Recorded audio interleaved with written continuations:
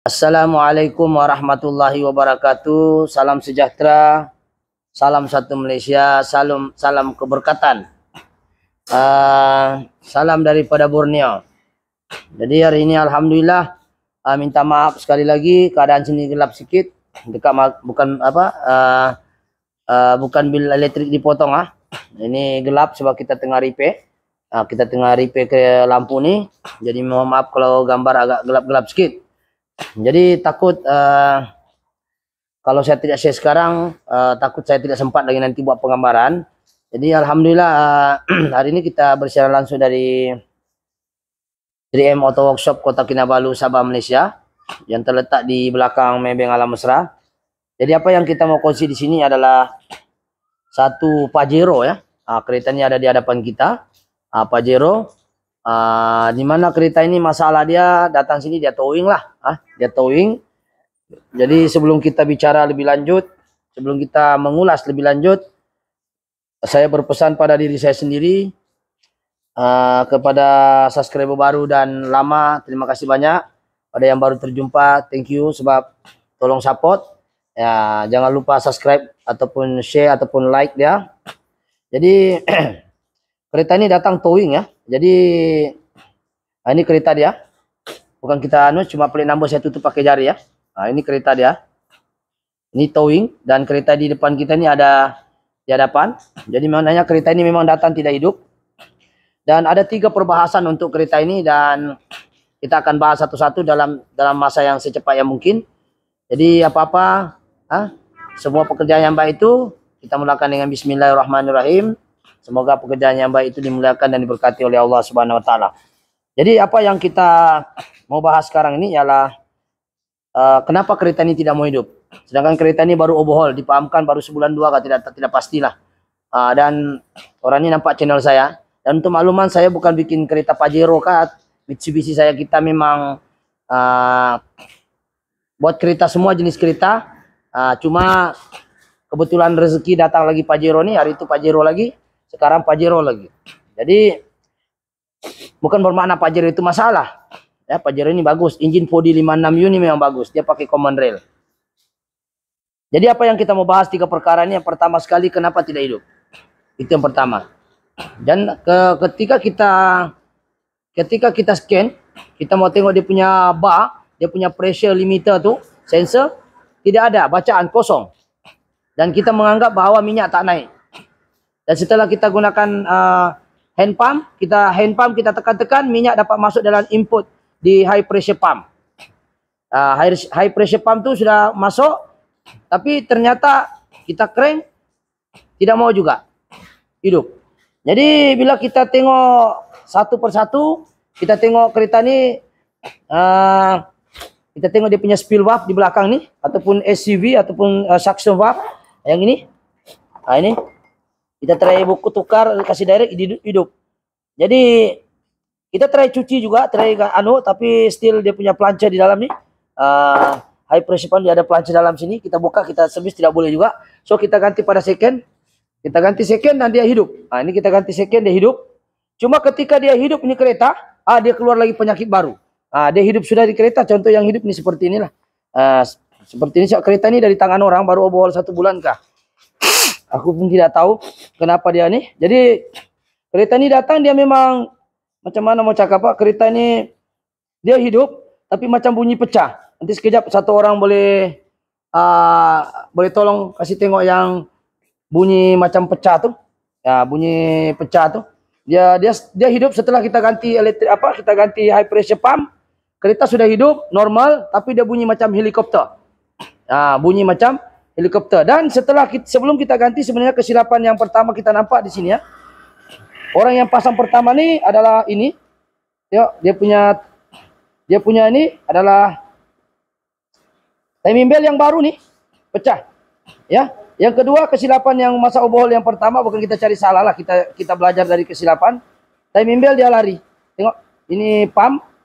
Ini dia punya marking lari ya. Kalau kameramen boleh nampak lurus. Dia lari. Dan sebelum kita pump, kita sudah nampak dia punya kelemahan dari segi pemasangan. Dia cuma lupa pasang dia punya ni. Dan ini terkeluar Kalau kita nampak dia punya main pulley itu terkeluar. Ini kita tengok dia punya main pulley terkeluar.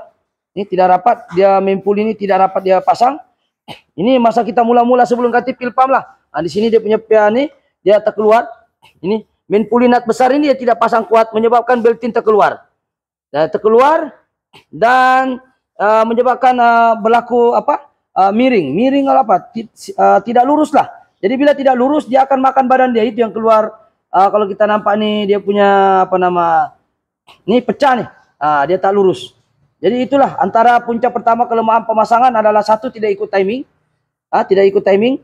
Ini pil pump punya, ini yang second lah. Bisa masang sebelum kita ganti yang second nih. Kita betulkan balik timing dia. Kita tengok di bawah ada lari. Dan seterusnya kita nampak main pulley itu kita keluar. Nut orang lupa gan lah. Jadi kita ingat itu sahaja masalahnya pemasangan pada overhaul yang pertama. Kita tidak sebut nama siapa-siapa lah. Cuma kita koreksi diri kita sendiri, mungkin faktor kelemahan ataupun faktor dorang terlupa pasang. Dan ketika dipahamkan saya kereta ini baru overhaul, dia terus bawa jalan, dia terus mati tiba-tiba dan dia towing di sini. Jadi bila kita cek tadi ada keluar main pulley terkeluar, gigi timing lari ada 2 gigi lah kok kalau kita nampak ada gambar tadi. Jadi itu kelemahan yang pertama. Dan kita ingatkan pada mula-mulanya kereta ini datang mungkin timing saya lari 2 gigi. Setelah kita betulkan balik timing, kita start tidak boleh juga start. Jadi kita tengok data stream, dia punya high pressure pump tuh yang 2000 bar sepatutnya dalam sini. Ini namanya common rail, coba kameramen. Ini common rail nih. Common rail ini dia punya tekanan pressure nih daripada high pressure pump di common rail nih. Oke. Tekanan 2000 bar tuh sepatutnya 2000 bar tau. Tekanan pergi sini 2000 bar dibaca oleh pressure limiter nih. Pressure limiter dibaca berapa tekanan dia? Sampai tak 2000 bar. 2000 bar ya Allah, punya lah besar tuh. Sedangkan 1 bar pun kau tak boleh tahan pakai tangan. Ini 2000 bar punya tekanan pump nih. Jadi bila kita scan, bacaan di sini tidak ada. Ini pressure limiter pun dia sudah ganti. Nampak ni ada stiker lagi nih, orang baru sudah ganti. Dia surrender sudah. Jadi mungkin dia pernah banyak workshop, aku tidak tahu ceritanya. Aku yang penting kita coba selesaikan masalah ini. Baru nih pressure limiter. Dan bila kita baca pressure limiter, dia tulis itu kosong bar. Mananya tidak ada tekanan minyak. Jadi kalau tidak ada tekanan minyak, siapa yang menghasilkan tekanan? Ini high pressure pump nih ataupun pil pump. Daripada hand pump masuk, seterusnya dia pakai high pressure pump, lepas itu dihantar pergi common rail pipe nih. Common rail pula dibaca oleh high pressure pump. High pressure pump pula ini dia akan hantar pergi ECU yang terusnya bukakan solenoid injector. Ini high pressure minyak, ini high pressure solenoid. Ini dari ECU. Jadi tapi sebelum dia buka solenoid injector nih, dia kena dapat info ECU ini daripada sini. Daripada sini ECU sini, contoh ECU sini akan hantar pergi injector. Kalau pressure limiter tidak hantar tekanan, dia tidak akan buka ini solenoid. Dan makanya minyak tidak akan keluar. Masalahnya sekarang bila kita baca data stream kosong. Jadi kosong mananya siapa yang menghantar tekanan? Ini yang menghantar tekanan nih. Masuk dari sini, masuk sini. Pergi masuk high pressure pump, masuk high pressure pump masuk pergi common rail pipe. Yes, sekejap apa? Oke, common rail nih dia masuk daripada sini dibaca oleh high pressure. Saya ulang banyak kali sebab bukan semuanya orang paham. Oke, pressure limiter sudah baca. Lepas tu dihantar ke ECU. Dia kata oke, cukup sudah tekanan dia. Ini pipe sudah hantar standby sini semua high pressure pump. Tapi belum lagi keluar nih sebab ada solenoid sini. Dia baca sejak 2000 bar sampai sejak apa yang dia mau, dia akan solenoid akan hantar untuk buka injektor. Jadi masalahnya sekarang kita baca data stream untuk apa? Untuk kita tahu dia punya tekanan di sini. Jadi bila kita tengok tekanan tidak ada, kita ingatkan hand pump masalah. Ini hand pump. Ini hand pump. Kameramen sini. Kita tekan, minyak keluar pergi sini. Inlet masuk. Mananya hand pump tidak ada isu. Takut juga minyak tidak naik sebabkan hand pump tidak boleh tahan minyak, betul? Setelah kita tengok hand pump tidak ada isu. So masalahnya high pressure pump. High pressure pump sudah kita ganti, barulah kereta ini hidup. Dan ketika dia hidup pula, timbul lagi masalah lain. Dah masalah tadi sudah kita settle, ingatkan bolehlah customer ini jimatkan. Salah timing saja, mungkin dia longgar saja, mungkin hand pump saja, mungkin spill valve kita direct sama juga. Jadi masa dia hidup ini kereta seperti ini. Dia datang memang tidak hidup. Setelah dia datang inilah hasilnya, dia bunyi macam pecahan.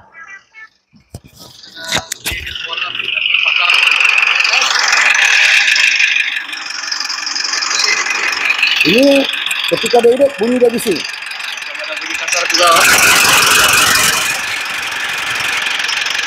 Ini hidup sudah. kita ganti ini pil pump. Ini pil pump yang kita ganti. Masa dia datang hari itu langsung tidak hidup. Tapi bila dia hidup ada bunyi ketukan dan bunyi piston. Jadi isu yang kita mau bincang sekarang adalah sudah hidup tapi bunyi ketukan tu kuat. Jadi kita beranggapan bahwa electric pump high pressure pump ni okey sudah, cuma dia bunyi ketukan. Saya tidak tahu apa yang berlaku sebenarnya di kereta sebab by hand. Dan setelah kita cek demi cek dan ternyata ada dua sebab kenapa bunyi itu bising. Yang pertama sekali adalah daripada injektor itu tidak, injektor ini berlaku penyumbatan di sini juga. Jadi ini injektor kita akan servis. Bunyi kuat itu juga datang daripada injektor, bunyi ini. Bunyi semburan nozzle. Kena ingat high pressure injector ni dia punya tekanan tadi daripada 2000 bar ni, dia kena tidak boleh ada sumbat di sini di dalam ni. Penyumbatan tidak boleh berlaku di sini. Tidak boleh sumbat di sini. Sumbat saja semburan tidak halus. Bila semburan tidak halus macam knocking lah. Tata bunyi sikit. Jadi yang kedua, bunyi itu juga terhasil daripada mana? Ini yang kedua bunyinya itu terhasil daripada mana? Ada daripada camshaft intake, ya. Ini kita tengok, siapa perasaan tengok. Bila kita tengok ini camshaft intake, bunyi juga terhasil daripada ini. Coba tengok kameramen rapat sikit. Nih nampak nih. Makan. Bucu-bucu intake ini yang menyentuh kepada rocker arm nih, dia makan nih, nampak? Tengok yang lain yang halus mulus. Ini halus Ini tengok nampak tangan kuku saya tersangkut nih. Nah, macam mana bunyi ketukan itu tidak kuat, bunyi kasar pada enjin. Ini adalah faktor kedua. Satu, faktor injektor tidak diservis, berlaku penyumbatan di antara 4 itu mungkin ada yang tidak bagus. Faktor kedua, bunyi juga terhasil oleh ini. Leku-leku ini ada luka nih. Kau tengok yang exhaust punya ini tidak ada luka, halus mulus. Ini kita boleh pakai lagi. Yang ini kita akan ganti 1 batang. Harap-harap ada jual lah. Ini memang tidak boleh pakai lah. Ini kita akan ganti. Itu bunyi kedua yang terhasil. Bunyi ketika kita menggunakan itu telinga lagi, saya rasa ada kan dia punya rekaman tuh. Coba kameramen kasih hold dulu sekejap. Oke. Jadi setelah kereta ini hidup, masa sebelum kita overhaul, kita cek seperti ini. Kita ada macam dokter lah. Knocking tuh kita cek. Jadi bila kita cek rupanya ada bunyi ketukan di dalam head dia. Di blok engine tuh. Mananya ring piston ada free sudah. Jadi kalau kita tengok terpaksa kita overhaul, sudahlah bunyi itu cam dalam bunyi. Walaupun kita sudah adjust itu tepet, sama juga bising. Jadi injektor pun kita memang suspek bunyi begitu pada mula-mulanya, bunyi besi macam patah. Itu sebenarnya bunyi knocking daripada injektor high pressure. Dan kedua dia bila kita pakai ini kita dengar di bagian blok pun ada bunyi ketukan piston, mana ring sudah haus. Dan yang ketiga, apabila kita suspek ring piston bunyi ataupun tidak, lepas kita buka head, kita bara ini head dia. Ini kameramen boleh tengok sini. Ini dia punya head. Kita buka. Ini memang betul-betul orang baru ganti lah. Dia baru ganti kalau kita nampak. Ini dia. Dia punya ini head dia. Walaupun baru overhaul. Jadi kita tengok dia punya ring piston. Adakah betul-betul teori kita mengatakan berlaku ketukan ring piston di dalam sebabkan hausnya. Haus ini barang. Haus ini head piston. Sebab ring sudah haus. Jadi akan berlaku ketukan ketika proses combustion berlaku. Jadi kalau kita tengok di sini, kita tengok kita akan ke sini. Ini setelah kita buka berlaku pre-play banyak. Boleh kameramen satu orang? Mungkin satu orang boleh tolong saya bercakap. Kalau aku juga cakap, aku juga yang manu nanti anda teratur itu kita punya ayat itu. Jadi sekarang kita tengok. Oke. Sekarang kita tengok piston nomor 2 yang paling ketara dia punya ring. Ya. Nanti sekejap saya kasih dekat dulu saya punya mic. Oke. Itu satu, piston nomor 2, coba piston nomor 3. Oke, piston nomor berapa lagi? Piston nomor 1 dan 4. Kita pusing. Oke. Pusing. Semua ring pun bunyi. Itu sebelah lagi, 4 piston nomor 4. Ini tidak berapa lah. Ada sedikit pit-pitnya. Boleh lah. Oke, jadi saya jepit balik. Jadi apa yang kita boleh buat kesimpulan dari sini ialah bahwa ketukan tuh bunyi bising juga berlaku di piston dia, yaitu ring sudah haus. Jadi kalau ring sudah haus, kalau dia makan tuh liner kita boleh tukar. Tapi nanti kita akan bongkar lagi untuk part 2. Jadi untuk part 1 ini adalah itulah yang pertama sekali kesilapan dia yang kita mau bahas ialah berlaku timing mark itu lari, timing bell itu lari. Yang kedua pil pump. Setelah timing bell kita betulkan, pil pump pun tidak berfungsi dengan baik. Oke, yang ketiga adalah masalah head piston yang longgar. Pistonnya itu sudah ada ring. Ring itu adalah dia punya cincin. Kalau dalam bahasa Melayu ring lah, ring piston tuh. Sudah ada preplay. Jadi bila preplay itu yang menghasilkan bunyi ketukan yang tidak sedap lah dalam engine itu, tidak senyap itu engine, tidak fit. Jadi kalau ring piston ini masalah, ada di video lain yang kita bahas apakah akibatnya jika ring piston menghadapi masalah haus. Kita biarkan saja satu, mungkin asap putih mungkin untuk jangka panjang.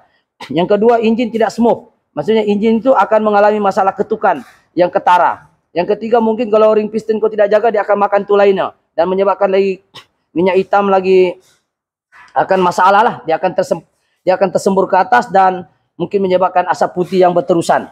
Jadi bunyi knocking engine ini banyak sebab. Jadi untuk kita bahas ini kali hanya berkaitan dengan apa yang kita nampak di depan mata. Kereta ini baru overhaul 1-2 bulan ya. 1-2 bulan lah begitu dipakai, tiba-tiba dia mati tiba-tiba. Saya tidak tahu kenapa dia mati tiba-tiba. Yang dia pasti di kereta ini dia towing sini dan kita cek satu persatu, dan yang kita nampak seperti mana yang saya bahas tadi, timing bell lari. Yang kedua, dia punya high pressure pump ataupun fuel pump pun bermasalah. Yang ketiga itu yang cam tadi lah. Ada 4 isu Cam tadi makan tuh, cam sub intake. Ada cam sub, ada 2 intake dengan exhaust. Intake tuh makan, lekuk dia tuh. Jadi itu menghasilkan bunyi yang tidak berapa sedap. Dan yang keempat head tadi adalah bunyi bising. Jadi ada 4 isu yang kita bincangkan dalam satu kereta ini untuk part 1. Jadi kereta ini memang sudah hidup tapi bunyi ketukan. Jadi kita mencadangkan untuk kita cek apa sebenarnya ketukan itu terhasil, dan kita sudah nyatakan injektor itu ada bunyi, head bunyi, dan juga isu-isu yang tadilah yang kita bahas tadi di awal video. Jadi mohon maaf sekiranya penggambaran ini agak kelang kabut, sebab ini video kita tidak ada skrip, tidak ada apa, tidak persediaan, menghantam saja labu. Kita buat saja mana yang kita rasa patut kita share saja. Semoga pengajaran kita boleh ambil dari sini bahwa engine yang baru overhaulnya pertama sekali kita jangan lajak dulu. Yang kedua, bila kita overhaul kereta ini, kalau boleh, kalau top overhaul siap dipahamkan kereta ini top saja. Kalau boleh, kalau top itu bagi tahu owner, kalau memang piston sudah goyang, alang-alang sudah buka, kasih general alang-alang. Pasal kalau kita tidak buat, nanti dia kerja 2 kali. Dan yang ketiga, sebagai seorang pemandu, kalau yang ketiga sudah berlaku masalah ketukan, masalah ini, kita kena hantar balik ke bengkel tersebut. Dan saya dipahamkan, saya suruh dia hantar balik ini, dia bilang dia tidak mau itu ownernya. Saya pun tidak tahu kenapa. Jadi dia mau juga kita bikin. Jadi insya Allah kita coba bikin yang terbaik. Bukan kita kata-kata pandai, tapi kita coba saja yang terbaik. Yang penting jangan push lah. Kita buat steady saja, sebab ini engine overhaul memang kena ambil masa, kena buat dengan teliti. Insya Allah mudah-mudahan dengan hasil yang teliti itu memberi impact yang bagus, yaitu engine mungkin dapat diselesaikan dengan sebaiknya. Jadi bukan kita kata pandai, kita coba saja yang terbaik insya Allah. Cuma sebagai pengguna kendaraan itu jangan dilajak kalau baru overhaul. Macam orang baru habis bedah, baru habis Zaizer, mana boleh terus buat kerja-kerja berat. Bagi dia running, tukar minyak hitam 1 kali dulu, baru kali kedua kalau boleh kamu pijak itu minyaknya sampai lantai, kau pijak lah. Tapi kalau baru overhaul jangan dulu buat begitu. 80 saja, bagi dia sebati dulu minyak. Itu sekadar pesanan kepada pengguna-pengguna kereta yang baru overhaul. Jangan mentang-mentang ada warranty kita gasak itu kereta. Warranty is warranty. Tapi kalau ngam-ngam juga asal kecuaian pengguna, sebab kalau lajak itu kereta kita boleh tahu. Mentang-mentang ada warranty kita pergi gasak itu kereta, kita boleh tahu. Mungkin setiap hari bulan kita tidak dapat warranty dia. Sebab bukan asbab pemasangan tapi asbab pemanduan yang bilang orang, yalah namanya kita tahu sebagai mekanik, memang kita tahu memang benda ini sebabkan faktor pemasangan atau memang sebab pemanduan. Jadi janganlah kita mengambil kesempatan bila orang bagi warranty kita gasak itu kereta. Ikutlah SOP yang telah ditetapkan, yaitu baru saya overhaul jangan dipaksa. Dan hantar ke bengkel sekiranya ada masalah, ke bengkel yang sama. Janganlah kita mau mencari kesalahan, tetapi kita mencari jalan penyelesaian. Sekiranya benda itu memang betul-betul betul-betul memang kecuaian, jadi kita dari pihak bengkel insya Allah kita coba untuk solve itu problem. Tapi kalau memang kecuaian itu bukan daripada bengkel, memang kecuaian dari segi pemanduan, itu kena bincang lah macam mana benda itu boleh jadi begitu. Yang penting jangan kita mengambil jalan singkat dengan kita membayar bengkel tersebut. Ya, sebab membayar ini bukan jalan yang terbaik.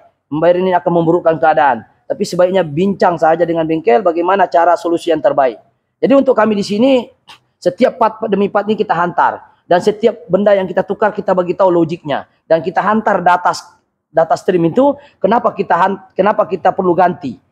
Dan semua data-data ini kita simpan sebagai bukti bahwa kita bukan main agak-agak saya benda ini. Jadi insya Allah itu sedikit colete saja dan pesanan untuk diri saya. Mungkin bukan cakap kita mau cari salah bengkel sebelum ini. Mungkin asbab, mungkin kecuaian, mungkin sedikit atau mungkin terlepas pandang ya.